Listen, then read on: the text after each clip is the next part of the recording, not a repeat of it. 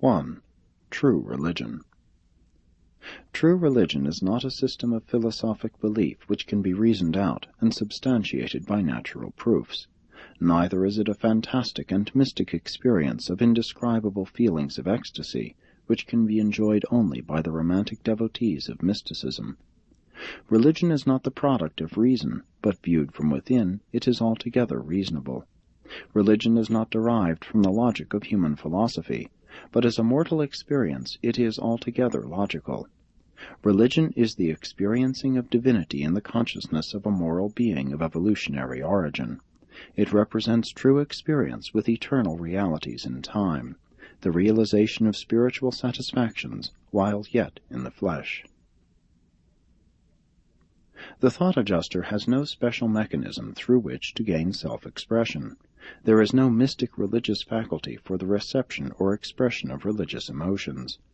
These experiences are made available through the naturally ordained mechanism of mortal mind, and therein lies one explanation of the adjuster's difficulty in engaging in direct communication with the material mind of its constant indwelling. The divine spirit makes contact with mortal man, not by feelings or emotions, but in the realm of the highest and most spiritualized thinking. It is your thoughts, not your feelings, that lead you Godward. The divine nature may be perceived only with the eyes of the mind, but the mind that really discerns God, hears the indwelling adjuster, is the pure mind. Without holiness no man may see the Lord. All such inner and spiritual communion is termed spiritual insight.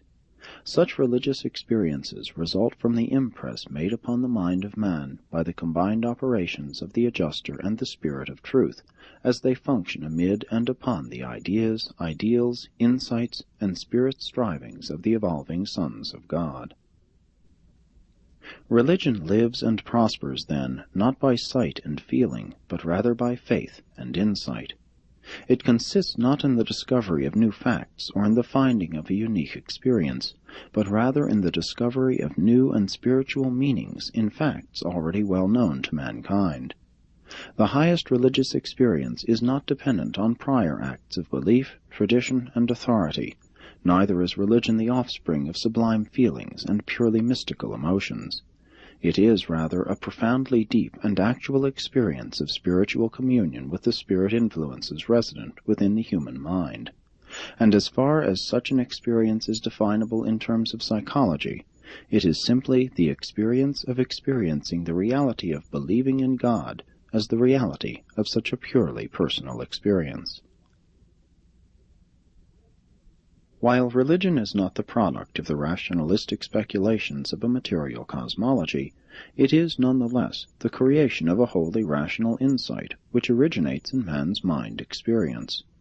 Religion is born neither of mystic meditations nor of isolated contemplations, albeit it is ever more or less mysterious, and always indefinable and inexplicable in terms of purely intellectual reason and philosophic logic. The germs of true religion originate in the domain of man's moral consciousness, and they are revealed in the growth of man's spiritual insight, that faculty of human personality which accrues as a consequence of the presence of the God-revealing thought adjuster in the God-hungry mortal mind. Faith unites moral insight with conscientious discriminations of values, and the pre-existent evolutionary sense of duty completes the ancestry of true religion. The experience of religion eventually results in the certain consciousness of God, and in the undoubted assurance of the survival of the believing personality.